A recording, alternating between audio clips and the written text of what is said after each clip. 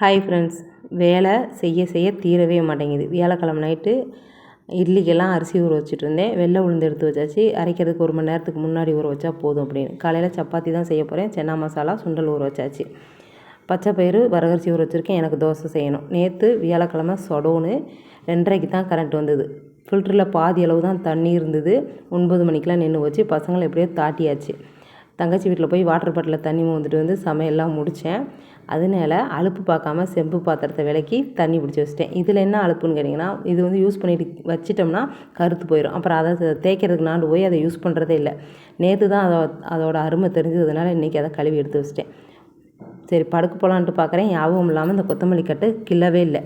மறந்துடுவேன்னு சமையல் மேடம் வச்சேன். அப்பவும் கிள்ளலை. அதுக்கப்புறம் கிள்ளி எடுத்து வச்சுட்டு பார்க்கும்போது மணி 10:30.